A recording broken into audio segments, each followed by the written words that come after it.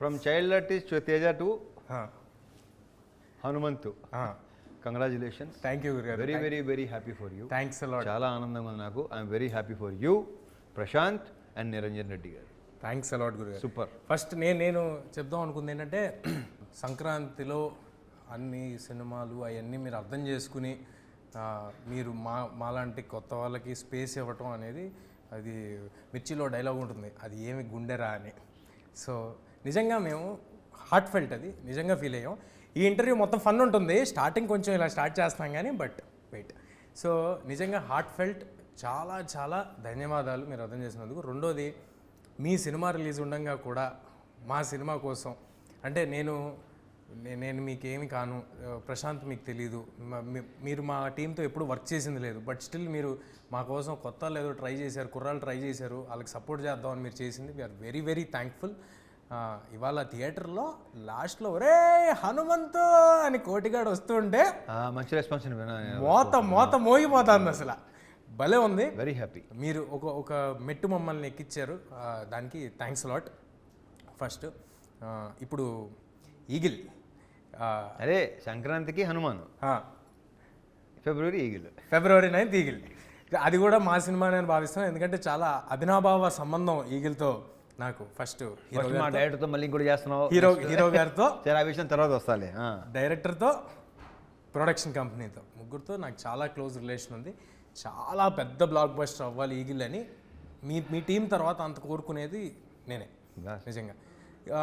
నా డౌట్ ఏంటంటే, రవి గారు అనగానే ఒక కమర్షియల్ ఎంటర్టైనర్, ఓ 4 పాటలు, విపరీతమైన కామెడీ, ఇది మా అందరిలో ఉన్న ఎక్స్పెక్టేషన్. బట్ మీరు మాత్రం ఎప్పుడు ఎవ్రీ 2-3 ఫిలిమ్స్కి ఒకసారి బ్రేక్ చేసి ఒక స్టైలిష్ యాక్షన్ ఫిల్ము, ఒక total out of the box film. ఇది అవుట్ ఆఫ్ ద బాక్స్ అని అనట్లా, ఇది చాలా ఎగ్జాక్ట్లీ అదే చెప్పాను. ఇది కమర్షియల్ కనిపిస్తుంది, బట్ నేను అంటుంది మీ స్టైల్ ఆఫ్ కమర్షియల్, ధమాకా. అలా కాదు, ఇది పక్కా కమర్షియల్, మాస్ అన్నీ ఉన్నాయి. బట్ రెగ్యులర్గా ఏంటంటే డ్యూయెట్లు, ఈ మనలో ఉన్నాయి సాంగ్స్ ఉన్నాయి దీంట్లో, but not like mass numbers. Like ఇప్పుడు ధమాకా అన్న చూడు, ధమాకాలా ఉండకపోయినా మిగతా అంతా ఎంటర్టైన్మెంట్, మామూలు ఎంటర్టైన్మెంట్ ఉండదు అని అనుకుంటున్నారేమో చాలామందికి, ఆ ఫీలింగ్ ఉండొచ్చు. ఇప్పుడు అదే అడుగుతున్నాను నేను, అందరూ ఐ ఎక్స్పెక్ట్ చేస్తుంటే మీరు ఎందుకు ఎవ్రీ 2-3 ఫిల్మ్స్కి ఒకసారి బ్రేక్ చేసి చేస్తారు? నేను అది ఇప్పుడే కాదు, ఇది చేస్తూనే ఉంటాను, నా ప్రయత్నం చేస్తుంటాను. కానీ ఒకటి మాత్రం ఖచ్చితంగా చెప్పగలను తేజ, ఈ సినిమా మరి అలా ఉండదులే, మరి అంత ఇదిగా ఉండదు నేను అనుకుంటున్నాను. దీంట్లో అన్ని రకాలు అన్నీ ఉన్నాయి దీంట్లో. ఫస్ట్ ఆఫ్ ఆల్ ఏంటంటే, నా గెటప్ అంటే చాలా నచ్చింది. ఆ సినిమాలో గెటప్ నాకు బాగా, అది నేను ఫస్ట్ మాట్లాడేది అదే. నన్ను చూసుకోవటం అనేది, నచ్చటం అనేది చాలా తక్కువ. ఫస్ట్ టైం ఎవరినో చూస్తున్న ఫీలింగ్ కలుగుతుంది నాకు. మీరు అన్నారు నాతో, అది ఉంది దీంట్లో. మీరు ఏ సినిమాకి మేక్ ఓవర్ అనేది అసలు చేయరు అంటే నా ఉద్దేశం, ఇంత మేక్ ఓవర్ ఉండదు ఎప్పుడు ఏ సినిమాకి. అంటే కమర్షియల్ సినిమాలు కాళ్ళకి పెద్ద మేక్ ఓవర్లు ఏమి ఉండవు కదా, కొంచెం హట్కే ఉంటేనే కదా ఉండేది. ఇప్పుడు నెక్స్ట్ నువ్వు చేస్తావు సేమ్ యాసేజ్ హనుమాన్ గెటప్ ఉండదు, హనుమంత్ గెటప్ ఉండదుగా, వేరే మారుతాయిగా, ట్రై చేస్తావుగా డెఫినెట్గా. అంటే నేను చేసే ప్రతి సినిమా కాన్షియస్గా ఎలాగోలో ఒక మేక్ ఓవర్ చేద్దామని అనుకుంటా. కానీ మీరు 3 సినిమాలు రన్నింగ్లో ఉండగా కూడా, ప్రతి సంవత్సరం 3 సినిమాలు పెడతారు ఒకదానికి ఒకటి, రన్నింగ్లో ఉండగా కూడా ఈ సినిమాకి టైం తీసుకుని మేక్ ఓవర్ చేశారు. ఎందుకు, వాట్ ఈస్ దట్ మిమ్మల్ని ఎక్సైట్ చేసిన ఫ్యాక్టర్ ఏంటి మేక్ ఓవర్ చేయడానికి? ఫస్ట్ ఆఫ్ ఆల్ క్యారెక్టరైజేషన్ ఒకటి, నో డౌట్. దాంట్లో ఒక 2-3 ఎపిసోడ్స్ ఉంటాయి.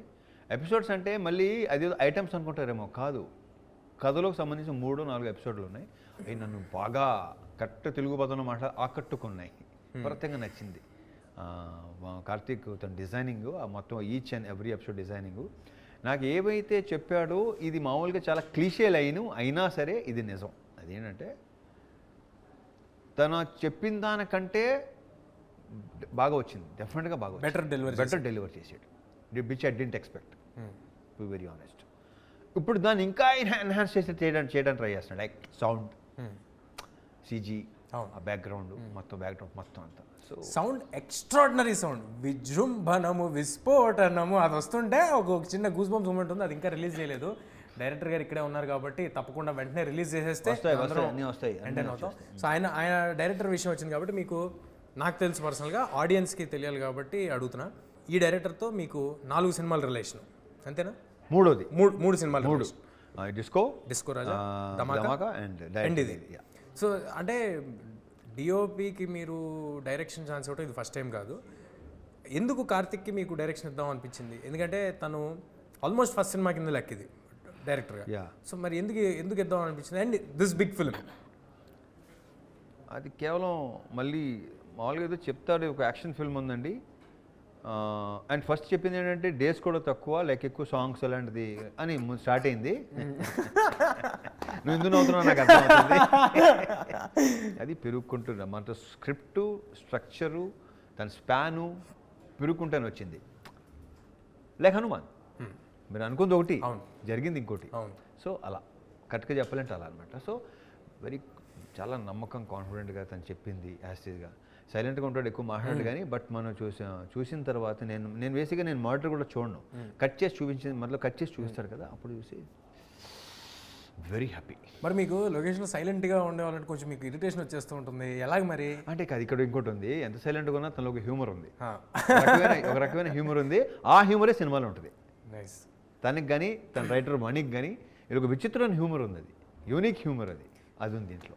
మనీ ఎక్స్ట్రాడినరీ డైలాగ్స్ రాశారు, వెరీ వెరీ గుడ్. కొన్ని ఆయన రాసిన ప్రాసలు అర్థం చేసుకోవడానికి మళ్ళీ కొంచెం వెనక్కి వెళ్ళి చూడాల్సి వచ్చే అంత ఎఫర్ట్ పెట్టి రాశారు ఆయన. సో మనీ గురించి మనీ నుంచి కూడా తను ఫస్ట్ నాకు నరేషన్ ఇచ్చింది తనే. ఎక్కడ తొడగకోకుండా కాన్ఫిడెంట్గా పదం రాత తన డైలాగ్స్, మేము పోలాండ్ వెళ్ళాం, సీన్స్ అవుతుంటే నాకు ముచ్చటేసింది నిజంగా. బాగుంది, అతని పదప్రయోగం చాలా నచ్చింది నాకు, అందరికీ అర్థం అవుతుంది కూడా. Very strong. I don't know one liners దాంట్లో ఇప్పుడు చెప్పాలొద్దు, స్క్రీన్ చూస్తూనే బాగుంటుంది. అప్పుడు నేను చెప్పిన మనీ గురించి ఇప్పుడు మాట్లాడటం కాదు, రిలీజ్ తర్వాత మాట్లాడతాను. ఇప్పుడు ఒక స్పెషల్ ఇంటర్వ్యూ కాబట్టి ఇది, ఈ సందర్భంగా మాకు ఏదో ఒక టేక్అవే ఉండాలి కాబట్టి ఒక డైలాగ్ ఏదో ఒకటి రివీల్ చేయండి. రివీల్ చేయిందా? అదేంటిది చేయమంటున్నా చేయిందా?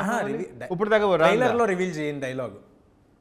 అంటే ఇప్పుడు నాకు బాగా నచ్చింది, ఈ దేవుడు మంచోడు కాదు ఉండోడు, నాకు అది నచ్చింది, ఆ ట్రైలర్లో ఉంది. అలాగే ఇంకేదైనా మీకు నచ్చింది బాగా ఒక డైలాగ్ ఉంటుంది, అది నా డైలాగ్ కాదు కానీ సినిమాలో నా గురించి అది సూపర్గా ఉంటుంది అనమాట. అది ఐ డోంట్ నో, నేను చెప్పాలి లేదా కార్తీక్, బాగా నచ్చింది ఏంటంటే నేను ఎన్నో యుద్ధాలు చూసాం కానీ మొట్టమొదటిసారి పంతాన్ని చూస్తున్నాం. పంతం అంటే నేను చెప్తాను చాలా మామూలుగా ఉంది కానీ ఆ సిచ్యువేషన్లో అది వచ్చిన తర్వాత గూస్ బంప్స్ వస్తాయి.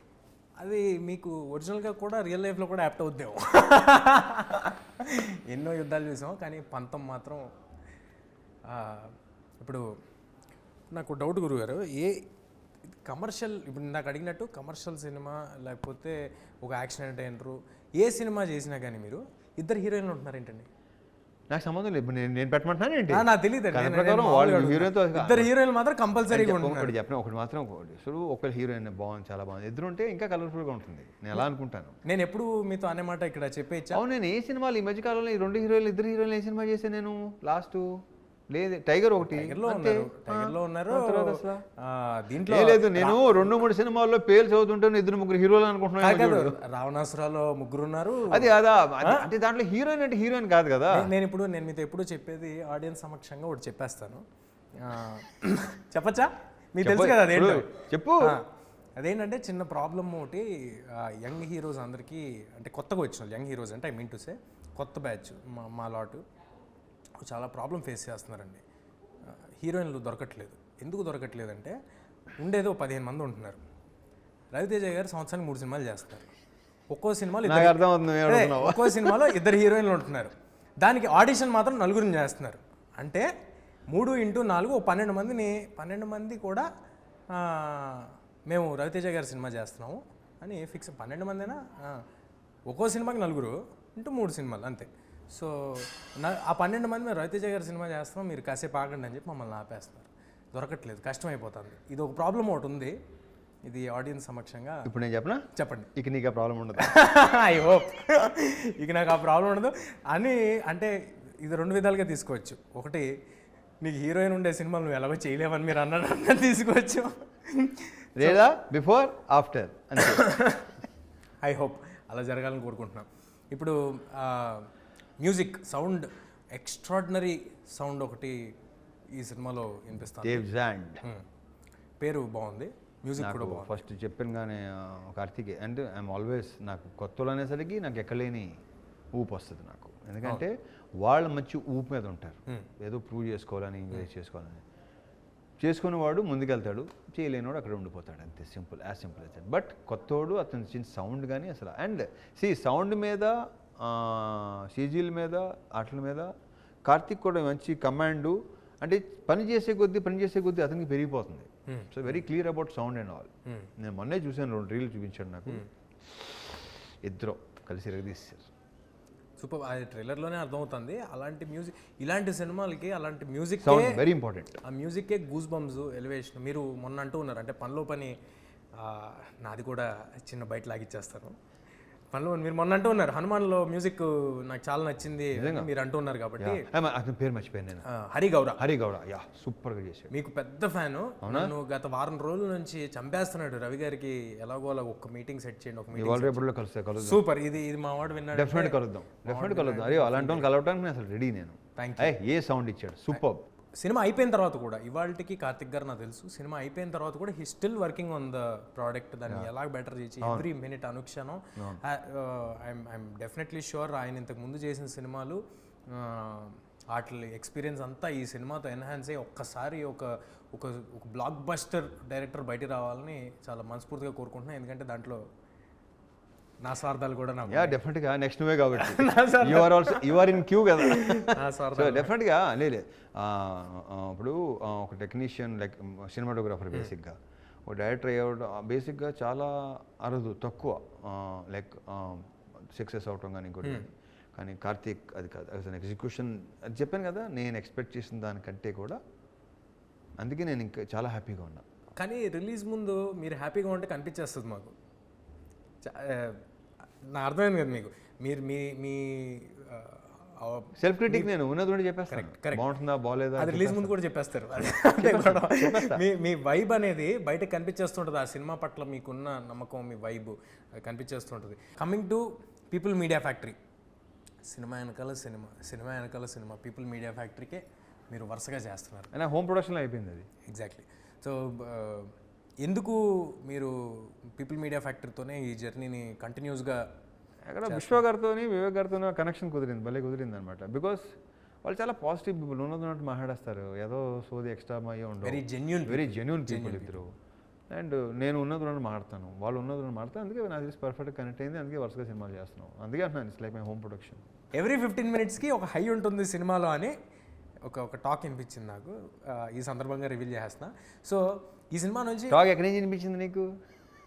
ఏమండి, మేము పీపుల్ మీడియాలో ఇప్పుడు మా కార్తిక్ గాని ఏమైనా చేస్తున్నాడు ఏంటి? అస్సలు చెప్పడు, ఏం చెప్పడు. నాకు ప్రామిస్ చేసాడు, ఏం చెప్పను ఎవరికి.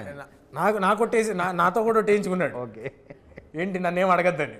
సో నేను ఆపుకోలేను కాబట్టి అక్కడికి నుంచి కొంచెం సేకరించిన ఇన్ఫర్మేషన్ బట్టి ఏం ఎక్స్పెక్ట్ చేయొచ్చు అంటారు ఈ సినిమా నుంచి? పొద్దున్నే ఫస్ట్ హాఫ్లో నాకు నిజంగా నాకు చెప్పడం ఇష్టం ఉండదు తేజ.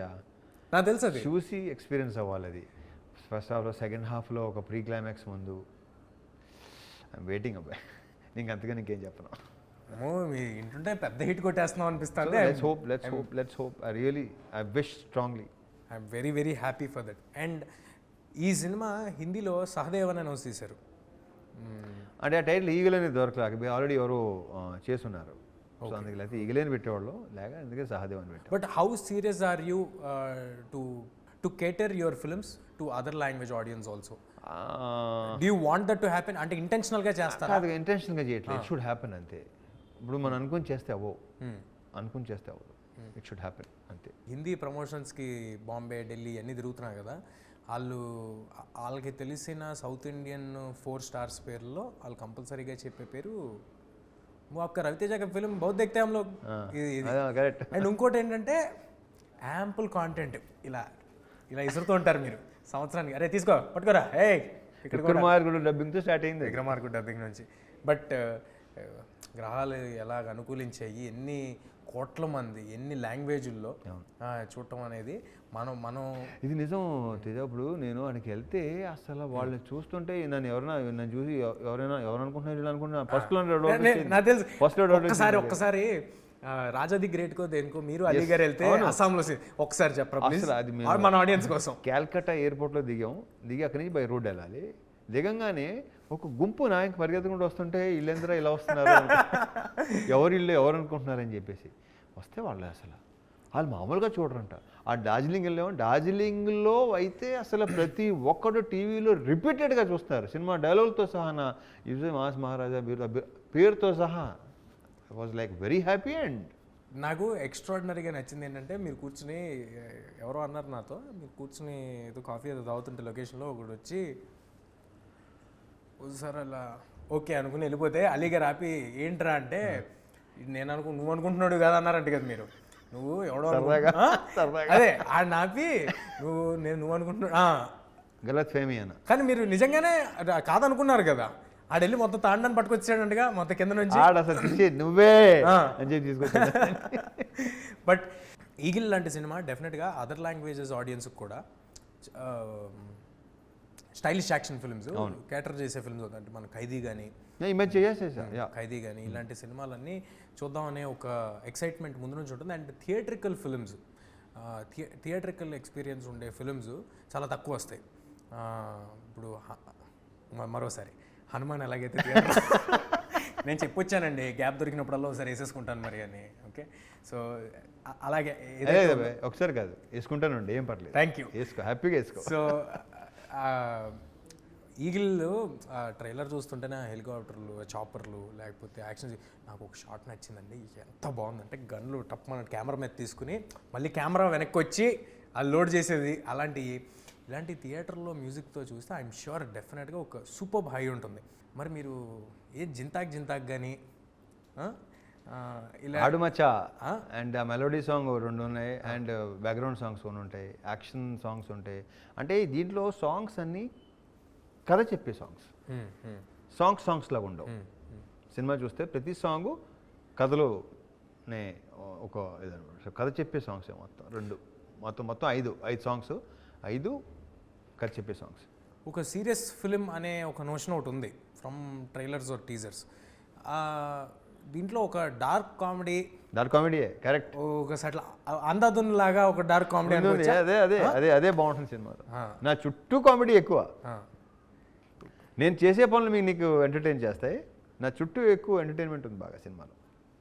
సూపర్. ఇప్పుడు మీ సినిమాల్లో యాక్షన్ అనగానే మీరు ఒక రాడ్ పట్టుకుని అలా తిప్పుకుంటూ వస్తుంటే వెనకాల స్లో మోషన్ ఆర్ఆర్లో వాటిల్లో ఇవన్నీ మేము ఎంజాయ్ చేస్తాం.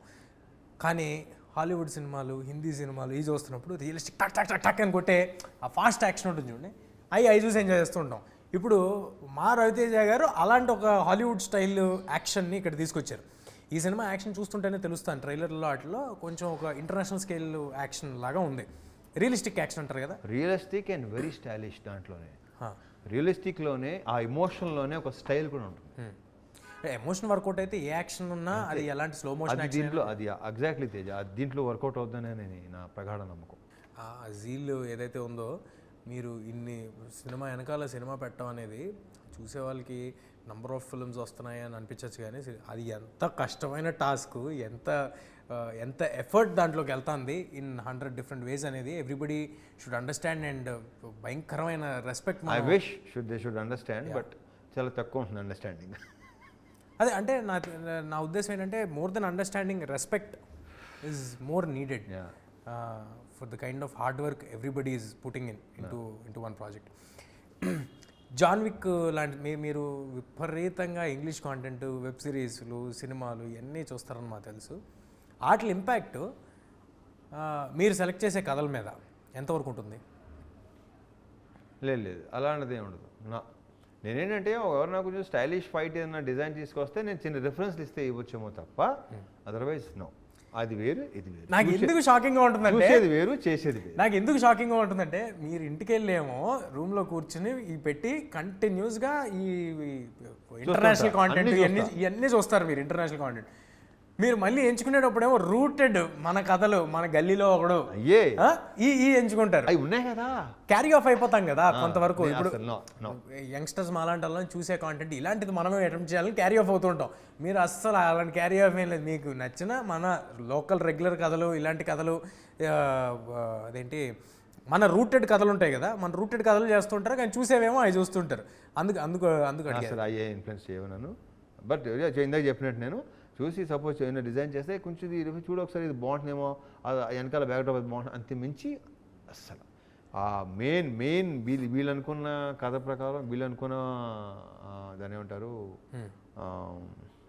డిజైనింగ్ కానీ ఆ సీన్ తగ్గ అలాగే వెళ్ళటం తప్ప ఏమి అసలు 1% కూడా. బట్ ఇది వెరీ దీని యాక్షన్ చాలా రియలిస్టిక్గా ఉంటుంది. జాన్ విక్ లాంటి సినిమా, మీకు బాగా ఇష్టమైన సీసు లాంటి సినిమా, ఇలాంటి సినిమాలు ఎప్పుడైనా మన తెలుగు కమర్షియల్ స్టార్స్ ఎవరైనా చేస్తే చూడాలని చాలా ఆ సినిమా చూసిన వాళ్ళంతా అనుకున్నది. ఇవాళ అలాంటి ఈగిల్ని మీరు తీసుకొస్తున్నారు.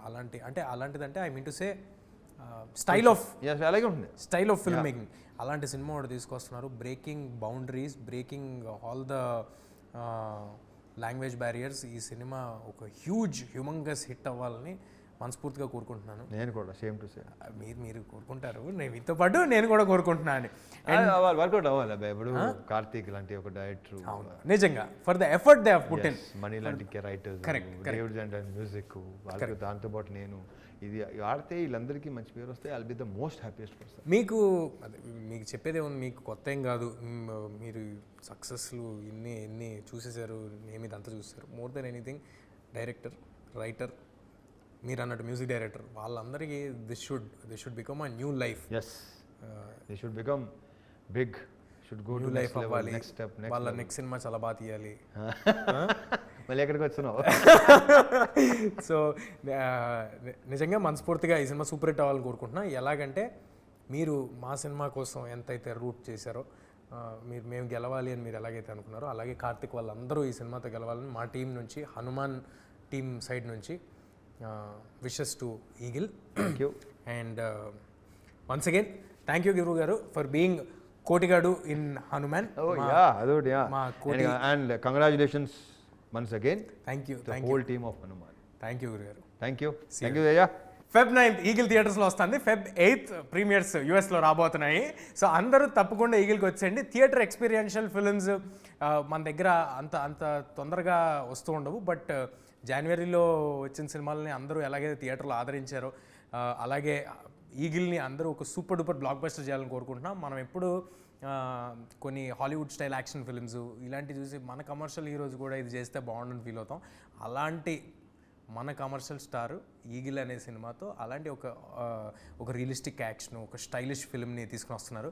తప్పకుండా అందరూ థియేటర్స్కి వచ్చేయండి. మన మాస్ మహారాజా బ్లాస్ట్ అందరూ ఎంజాయ్ చేద్దాం. See you in theatres Feb 9.